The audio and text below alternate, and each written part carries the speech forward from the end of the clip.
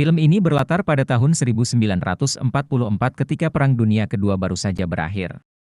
Namun saat ini pasukan Nazi masih belum bisa menerima kekalahannya, sehingga mereka berencana menerapkan strategi militer yang mereka sebut bumi hangus, yang bertujuan menghancurkan segala sesuatu yang dianggap masih mungkin berguna bagi musuh mereka. Namun cerita film ini akan lebih berfokus pada seorang pria tua bernama Atami Korpi, yang memilih untuk menghindari perang yang sedang berkecamuk tersebut. Atami adalah seorang penambang emas, yang mana jika kita perhatikan di sekujur tubuhnya banyak sekali bekas luka-luka. Dari sini tampaknya Atami bukan sembarang orang, dia jelas pasti memiliki cerita masa lalu kelam. Dia bahkan tidak mempunyai sanak saudara, dan hanya hidup sebatang kara saja di negeri perang itu. Selain itu Atami ternyata saat ini hanya fokus pada satu tujuannya saja, yaitu hanya mencari emas di sekitar hutan padang belantara itu. Hingga pada suatu hari dia pun akhirnya berhasil menemukan sebutir emas, yang dia gelondong sendiri dari air sungai kecil yang mengalir. Keberhasilan itu membuat Atami semakin bersemangat untuk mencoba menelusuri sumber aliran sungai itu, bahkan dia sampai melakukan beberapa penggalian dan berhasil menemukan bongkahan emas murni di dalam tanah.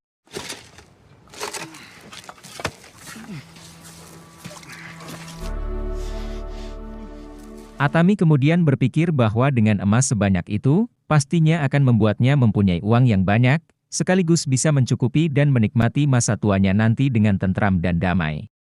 Oleh karena itu Atami pun bergegas berangkat menuju bank terdekat yang jaraknya sekitar 900 km, untuk menukarkan emasnya itu dengan uang. Atami pun harus melakukan perjalanan sangat jauh dengan menunggangi seekor kuda kesayangannya, sambil membawa emas-emas miliknya tersebut. Akan tetapi saat di tengah perjalanan, Atami lalu secara tak sengaja berpapasan dengan rombongan tentara Nazi yang dipimpin oleh seorang kapten bernama Bruno Helldorff. Situasi tersebut terlihat begitu tegang, karena Atami tentunya begitu mengkhawatirkan jika pasukan Nazi tersebut mengetahuinya sedang membawa emas. Bahkan salah satu anak buah Bruno yang berlagak songong bernama Wop, sempat ingin menembak Atami karena dia menilai Atami sebagai musuhnya. Tapi Bruno melarangnya melakukan itu, karena dianggapnya hanya membuang-buang peluru saja untuk membunuh pria tua tak berguna. Dia kemudian bilang kalau di belakang sana juga masih ada 4 anak buahnya yang pasti akan mencegat Atami, dan tak mungkin dia bisa melewatinya. Dan benar saja 4 tentara songong yang dimaksud Bruno itu pun langsung mencegat Atami, sambil menembaki anjingnya, yang hingga akhirnya mereka para tentara itu pun tertawa begitu puas, ketika menemukan emas-emas milik Atami di dalam tas yang dibawanya. Keempat tentara songong ini pun kemudian berencana mengeksekusi Atami, dengan bersiap-siap menembaknya dalam posisi menunduk. Namun tak disangka-sangka, Atami si pria tua ini justru melawan dan menghabisi mereka berempat dengan begitu mengenaskan.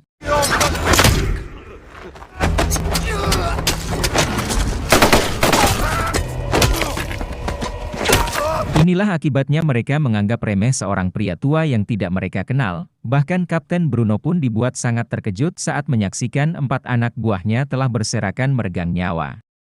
Kemudian lantaran begitu sangat emosi, dan menemukan sebongkah emas dari tangan anak buahnya yang sempat mengambilnya tadi, dia pun memutuskan untuk putar arah untuk merebut semua emas-emas yang dibawa oleh Atami tersebut.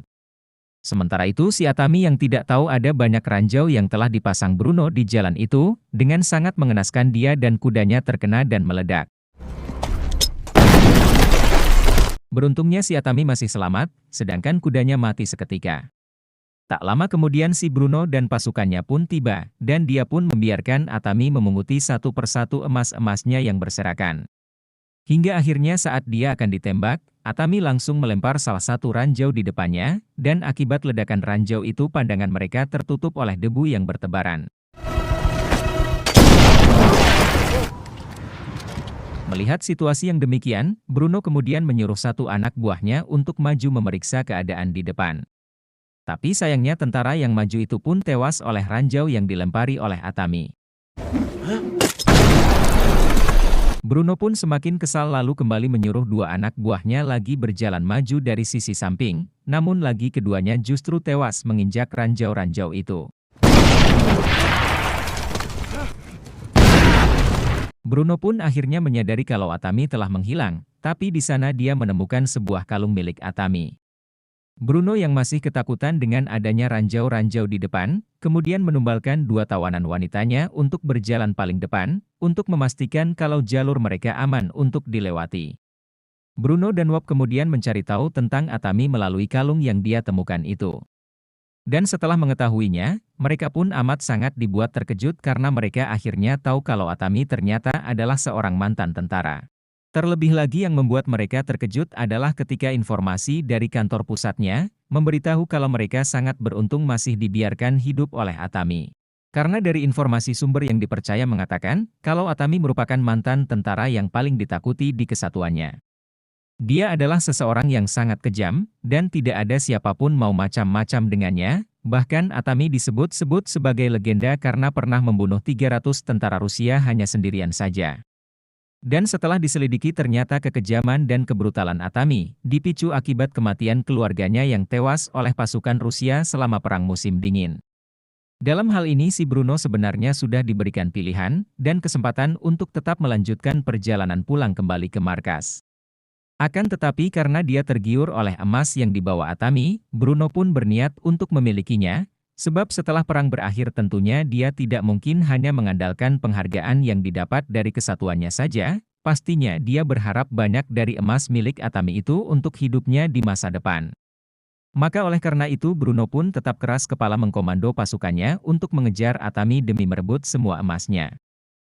Sementara itu jauh di depan terlihat Atami yang terluka akibat sempat tertembak, bersembunyi dan beristirahat di samping mobil bekas. Lalu berselang beberapa waktu, rombongan pasukan Bruno malah tiba-tiba sudah berada dekat di belakang Atami. Menyadari hal itu Atami pun bergegas bersembunyi, dan ketika mereka melewatinya, Atami auto langsung bergelinding dan menempel di bawah kolong truk.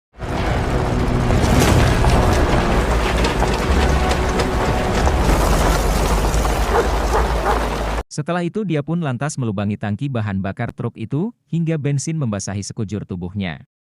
Di situasi ini Atami melakukan hal yang sangat nekat, bahkan dia tidak pernah berpikir kalau tindakannya itu bisa saja membakar dirinya sendiri.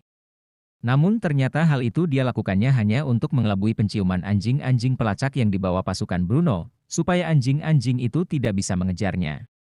Tapi karena gerak-geriknya malah ketahuan, Atami pun nekat membakar dirinya, dan bergegas berlari kemudian nyemplung ke sungai.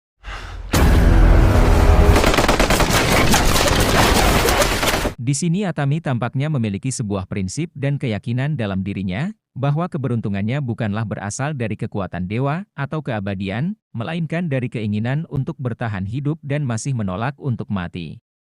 Bruno pun kemudian mengirim 3 anak buahnya untuk menangkap Atami yang masih bersembunyi di dalam air.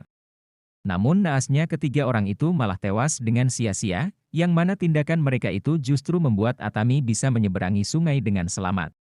Melihat Atami yang masih hidup, semakin membuat Bruno emosi dan menjadi tertantang untuk memburunya, sekaligus semakin bernafsu untuk merebut semua emasnya.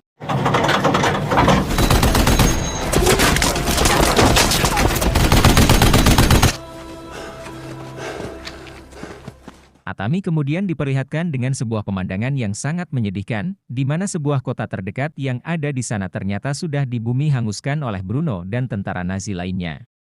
Atami kemudian beristirahat di bekas tempat pengisian bahan bakar, dan di sana Atami pun terlihat mulai linglung serta sempat tertidur.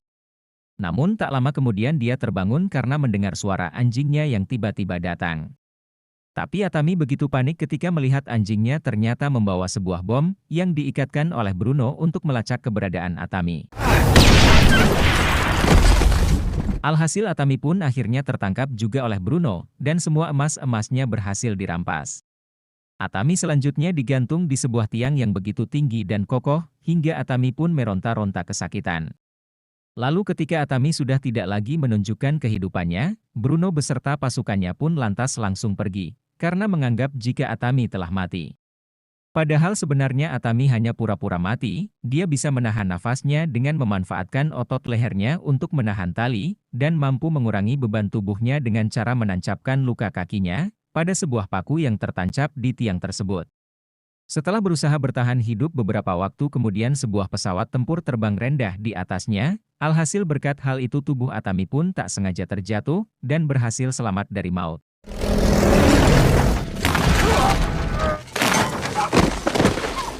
Namun lagi-lagi ancaman belum usai, yang mana pesawat tersebut ternyata milik dua pilot Nazi yang kebetulan mendarat untuk mencari bahan bakar di sana.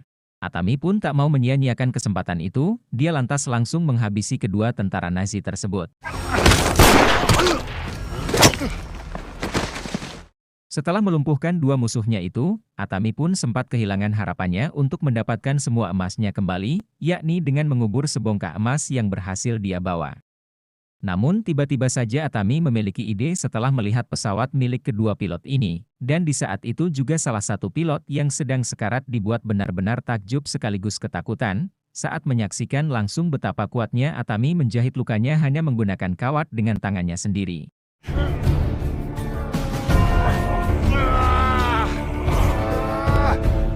Kemudian setelah beberapa waktu berlalu, terlihat Bruno dan pasukannya sudah hampir tiba di tempat tujuan mereka. Akan tetapi tiba-tiba perjalanan mereka terhenti, ketika mereka melihat sebuah pesawat tempur milik Nazi yang tertancap hancur tepat di tengah jalan. Mereka pun melihat sang pilot sudah mati dengan kondisi lehernya terikat tali, tapi satu hal yang membuat mereka semua tak percaya adalah tali tersebut, karena tali itu merupakan tali yang dipakai untuk menggantung Atami tadi. Akhirnya Bruno dan Wop pun mulai sadar sekaligus ketakutan, karena mereka tahu kalau Atami masih hidup, sehingga mereka pun segera masuk ke dalam tank dan segera melanjutkan perjalanan. Tak hanya itu, kini semua anak buah Bruno juga mulai merasa ketakutan dengan sosok Atami setelah mengetahui fakta tersebut, terlebih lagi saat mereka mendengar cerita salah satu tawanan tentang Atami, yang mengatakan bahwa dia adalah sosok legenda yang kejam dan mengerikan bukan main. Dan belum saja cerita wanita itu selesai, tiba-tiba Atami pun datang menghabisi mereka berdua.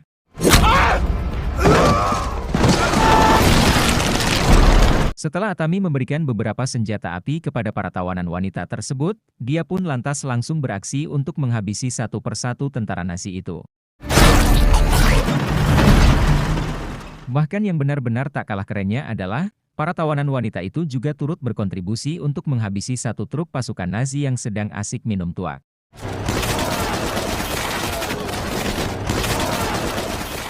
Sementara si Atami terlihat hanya mengandalkan cangkul tambang sebagai senjatanya, cuma untuk memancing Bruno dan Wop keluar dari dalam tank.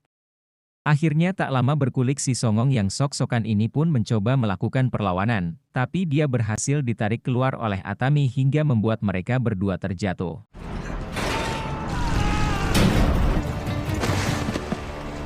Bruno yang dasar tidak punya rasa kepedulian sama rekannya, justru langsung tancap gas meninggalkan Wop.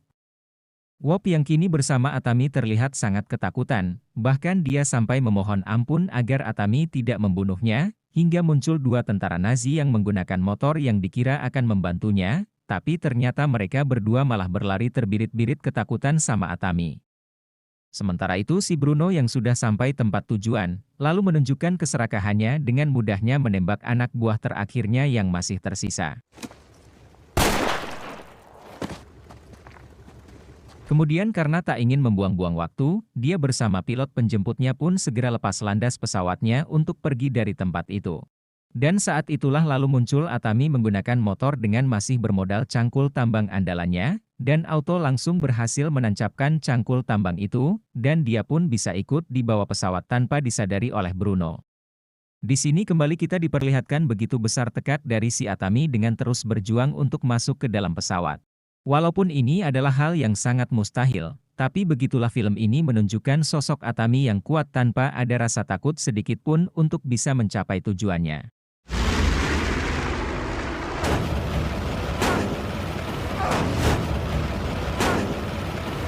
Setelah sekian lama berusaha melobangi lambung pesawat dengan cangkul andalannya, akhirnya Atami pun berhasil masuk ke dalam pesawat, dan langsung disambut dengan pertarungan melawan si Bruno.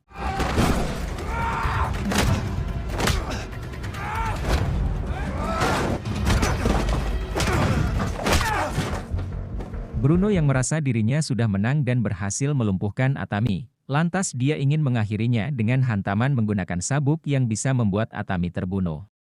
Tapi sayangnya si Bruno tidak pernah menebak apa yang sedang direncanakan Atami untuknya, karena Atami langsung mengikat sabuknya pada sebuah bom sehingga Bruno pun otomatis ikut terseret jatuh dengan bom tersebut.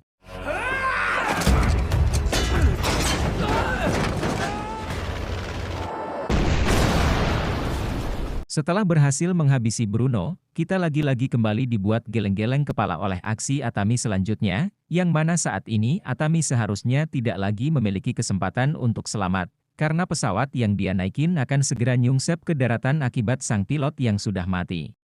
Sambil memeluk emas-emasnya dengan erat, Atami pun lalu mengikat tubuhnya pada pesawat guna mengurangi peluang cedera, atau kematian akibat benturan yang sebentar lagi akan dia alami.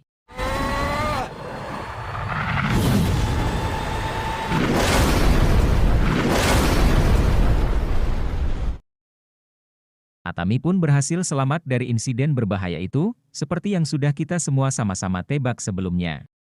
Berhasil selamat dari ketinggian yang sungguh luar biasa, bisa kita simpulkan adalah sesuatu yang sangat membagongkan dan sangat di luar Nurul.